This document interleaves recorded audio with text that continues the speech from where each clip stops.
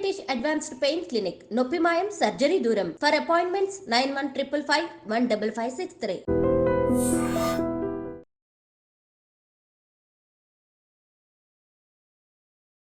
నమస్కారం, welcome to I dream. ధర్మ మార్గం విత్ విజిత కార్యక్రమానికి స్వాగతం. ప్రస్తుతం మనతో పాటు ఉన్నారు ప్రముఖ ఆధ్యాత్మికవేత్త ప్రవీణ్ గొల్లమూడి గారు. ఇప్పుడు వారితో మాట్లాడి మరిన్ని విషయాలు తెలుసుకుందాం. నమస్కారం అండి. నమస్కారం అండి. భక్తి విషయానికి వస్తే చాలా మంది భగవంతుడి విషయంలో భక్తిని చాలా రకాలుగా ప్రదర్శిస్తుంటారు. ఆ ప్రదర్శించే విధానం అనేది వాళ్ళు ఎంత భక్తిగా ఉన్నా చూసే వాళ్ళకి మూర్ఖంగా అనిపిస్తుంది. మనం ఎప్పుడైనా క్వశ్చన్ చేసి మరీ మూర్ఖంగా మీరు బిహేవ్ చేస్తున్నారు, ఇలా అవసరం లేదేమో అని ఒకవేళ అడిగినా, ఒకవేళ స్నేహితులు దగ్గర వాళ్ళైతే అంటూ ఉంటాం కదా, అలా అన్నప్పుడు వాళ్ళు అంటూ ఉంటారు, నేను దేవుడి విషయంలో భక్తిగానే ఉన్నది, మీకు మూర్ఖంగా అనిపిస్తే నేనేం చేయలేను అని చెప్పి. అలా చాలా సందర్భాల్లో చాలామంది భక్తి విషయంలో చాలా మూర్ఖంగా వెళ్ళిపోతూ ఉంటారు. నిజంగా అసలు భక్తికి మూర్ఖత్వానికి తేడా ఏంటి? ఈ భక్తి అనేది ఎక్కువగా ఉంటే మనకు మూర్ఖత్వంగా కనిపిస్తుందా? అసలు ఏంటి ఇది, ఈ రెండిటి మధ్య వ్యత్యాసం ఏముంది? భక్తి అనేటటువంటిదండి మానసికమైనటువంటి శక్తిని ఇస్తుంది. అయితే ఈ మానసికమైనటువంటి శక్తికి ఏ రకమైన సాధన చేయాలంటే మనోసాధన చేయాలి. చాలా మంది మనోసాధన చేయకుండా పదార్థాలతోటి వస్తువులతోటి సేవ చేస్తుంటారు. మానసికమైనటువంటి పరిపక్వత భక్తి.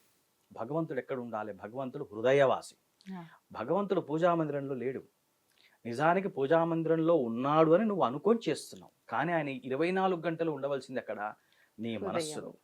ఎప్పుడైతే ఈ ఆచార సంబంధమైనటువంటి హడావిడి పూర్తిగా ఎక్కువైపోతుందో చాలా స్ట్రెస్ అయిపోతుంది వర్షిప్. నిజానికి చెప్తున్నాను, ఇప్పుడు ప్రహ్లాదుడు ఉన్నాడండి, వత్తులు వాడాలా, నూనెలా, నేతులా ఏమి చేయలేదు. నారాయణ నారాయణ అంటూ ఉండేవాడు ఎల్లప్పుడు. నామజపం చేసేవాడు, నామస్మరణ చేసేవాడు. ధ్రువుడు ఉన్నాడు, పూజ గదిలో కూర్చొని ఏ రకమైనటువంటి గంటలు కొట్టాలి, ఏ రకమైనటువంటి ఒత్తులు వాడాలి, ఏ రకమైనటువంటి సిల్వర్ ప్లేట్లు వాడాలి ఆలోచించలే. తన తల్లి తన్ని అవమానించింది. ఎరా నువ్వు తండ్రి దగ్గర ఎట్లా కూర్చుంటావు, కూర్చోవలసింది నా కొడుకు కదా అని తోసేసింది. వాడు డైరెక్ట్గా ఫారెస్ట్కి వెళ్ళిపోయాడు, బాసపట్టం వేసుకుని కూర్చున్నాడు. అంటే ఆ ఇంటెన్సిటీ అనేటటువంటిది ముఖ్యం, ఆ తీవ్రత ముఖ్యం. ఆ రకమైనటువంటి మార్పు తెచ్చేదే భక్తి, కానీ వస్తు సముదాయంతో కూడుకున్నటువంటిది భక్తి అని అనిపించుకోదు. ఎందుకంటే దానికి లిమిట్ లేదు. మనం ఒక ఊరు నుంచి ఒక ఊరికి వెళ్ళాలి, 10 సూట్ కేసులు తయారు చేసాం. ఎంత స్ట్రెస్ఫుల్ జర్నీ ఉంటుంది, ఎంత ఒత్తిడితో కూడినటువంటి జర్నీ ఉంటుంది. అదే ఒకటే సూట్ కేసు సర్దుకొని పోతే ఒక మనిషి చాలా సరిపోతుంది. కాబట్టి ఎంత తక్కువ చేస్తే అంత మంచిది. కానీ మానసికంగా మాత్రం 24 గంటలు కనెక్ట్ అయి ఉండాలి. ఇప్పుడు సరే ఉపచారం చేయాలి, షోడశోపచార పూజ చాలా గొప్పగా చెప్పారు కదండి. ఉపచారం చేయాలి, ఉపచారంలో కూడా చాలా సింప్లిఫై చేసేటటువంటి విధానం కూడా మనం చెప్పారు. లమిత పూజ అంటారు, 5-6 ఉపచారాలే ఉంటాయి. లం పృథివీ తత్వాత్మనే గంధం పరికల్పయామి, గంధం తప్పనిసరిగా ఉండాలట. హం ఆకాశ తత్వాత్మనే పుష్పం పరికల్పయామి, పుష్పం. ఎం వాయుతత్వాత్మనే ధూపం పరికల్పయామి, రన్ తేజస్తత్వాత్మనే దీపం పరికల్పయామి, వం అమృత తత్వాత్మనే అమృత నివేదనం సమర్పయామి. ఈ 5 చాలని చెప్పారు. మనకు తోచిన విధంగానే మళ్ళీ అంతే. భగవానుడు ఏనాడో భగవద్గీతలో చెప్పాడు, పత్రం పుష్పం ఫలం తోయం. ఇవి చాలరా నాకు అంతే. ఇంకా దాన్ని హడావిడి చేసేసేసి మన వాళ్ళు ప్రతి దాంట్లో ఒక స్పెసిఫికేషన్, ఇది ఇట్లనే చేయాలి, ఇది ఇట్లనే చేయాలి, ఇది ఇట్లనే చేయాలని రకాలుగా చేసేసేసి భక్తిని చాలా ఇబ్బందిపూరితకరమైనటువంటి, అంటే ఒక సామాన్యుడికి ఒక బర్డెన్ చేస్తున్నారు. ఇందులో నుంచి సామాన్యుడు, ఇప్పుడు వినే వాళ్ళలో మన వ్యూయర్స్లో సామాన్యులు ఉంటే ఆయన ఆటో నడుపుతూ కూడా భక్తితో ఉండొచ్చు. పనమ్మ ఇంట్లో పనులు చేస్తూ ఉంటుంది, ఆ ఇంటికి వెళ్ళి లోపల తిరుగుతూనే ఉండాలి. నువ్వు ఇల్లు ఊడుస్తావు పొద్దున్నే, నీ మనసునే ఊడ్చేస్తున్నావు అనుకో, నీ మనసులో ఉన్నటువంటి డస్ట్ తీసేస్తున్నావు అనుకో. ఈ రకమైనటువంటి ఆలోచన ధోరణికి భక్తి అని పేరు. వస్తు సముదాయాన్ని చేర్చుకోవటము, రకరకాల వస్తువులు చేసి తీసుకొస్తే స్వామివారు ప్రీతి చెందుతారు అనుకోవటము భక్తి కాదు కాదు కాదు. అంటే ప్రతి ఒక్కరు కూడా భక్తి ఎంత చూపించాము అనే దానిపైన ప్రాధాన్యత ఇవ్వడం కన్నా, పక్కన వాళ్ళు ఏం చేశారు నేను దానికి మించి చేయాలి అన్న ఆడంబరమైన ఆలోచనలతోటే ఆలోచించి చేస్తున్నారే తప్ప, మీరు చెప్పినట్టుగా భగవంతుడిని మనం మనసులో ఆరాధిద్దాము ఈ విధానం అంతా కూడా చాలా తక్కువగా కనిపిస్తూ వస్తోంది. నిజంగా ప్రతి రోజులు గడుస్తున్న కొద్దీ ఇదే విధానం ఎక్కువగా అమల్లోకి వస్తుంది. అంటే దీనివల్ల భక్తి తక్కువైపోయింది అనుకోవాలా, ఏమనుకోవాలి? అసలు ఈ ఆడంబరమైన విధానం పెరుగుతోంది, భక్తి తగ్గుతోంది అని అంటే ఎందుకు ఈ మార్పు దేనికంటారు?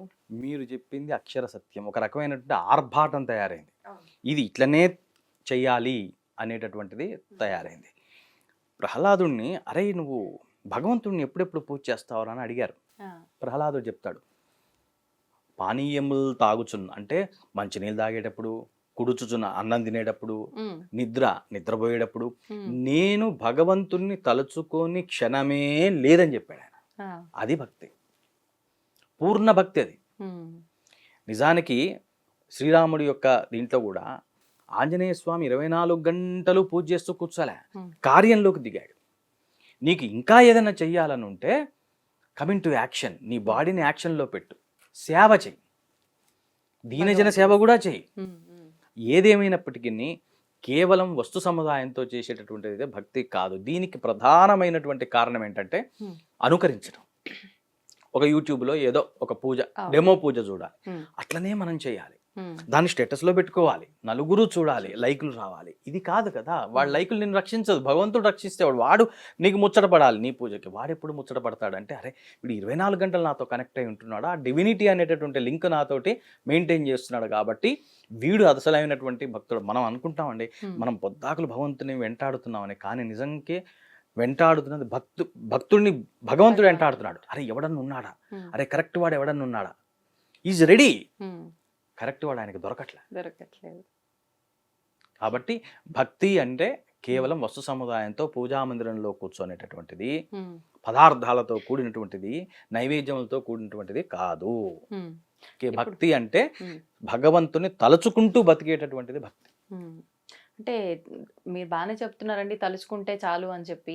మేము పడి పూజలు చేస్తున్నాము, మేము ఆలయాల్లోకి వెళ్తున్నాము, క్షేత్ర దర్శనాలు చేస్తున్నాము, ఇన్ని చేస్తున్నాము, అది కూడా మేము భక్తితో చేస్తున్నాము, అయినా మేము అనుకున్న సంకల్పం నెరవేరట్లేదు, మా ఇబ్బందులు ఏమాత్రం కూడా తగ్గట్లేదు, అంత మాత్రాన మేము ఇది చేస్తే తగ్గుతుందా, ఇది చేస్తే మేము ఇబ్బందుల నుంచి బయటపడతామా, చెప్పినంత ఈజీనా అనే వాళ్ళు కూడా ఉంటారు.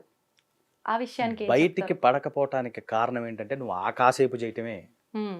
అదే ప్రధానమైన కారణం. ఆకాశేపు చేస్తున్నావు అంటే నువ్వు part time devotee. Okay, become a full time devotee. When you will become full time devotee. నువ్వు ఫుల్ టైం డివోటీగా ఎప్పుడు మారుతావు అంటే నిరంతర అనుసంధానము, ఆ మహాశక్తితోటి నిరంతరం అనుసంధానం ఎప్పుడైతే కలిగి ఉంటావో నీ భారం అంతా ఆయన తీసుకుంటాడు. ఎట్టకేలకు నేను చావు నుంచి కూడా తప్పిస్తాడు. అంత ప్రధానమైనటువంటి పాత్ర భగవంతుడు నీ జీవితంలో పోషిస్తాడు. దీని మొత్తానికి కారణం ఇప్పుడు మీరు నామస్మరణ చేస్తుంటే ఆయన మీద ఎంత ప్రేమ వస్తుంది తెలుసా. ఇట్స్ ఓకే, ఆయన నేను అడిగింది చేయకపోయినా ఓకే, అది కూడా నా మంచికేనేమో అన్న దాంట్లోకి వచ్చేస్తారు. అది ప్రేమ, రకమైన శాంత స్వభావంలోకి వెళ్ళిపోతారేమో. అసలు హాయి ఈ భగవంతుడు చేస్తాడండి. చాలా మందికి చాలా కోరికలు ఉంటాయి. ఏది చేస్తాడో తెలుసా, దానివల్ల మనకి ఏమన్నా కాస్త లాభం ఉంటే జన్మాంతరాలలో మనం ఒక్క ఈ జన్మనే చూడగలం కదా.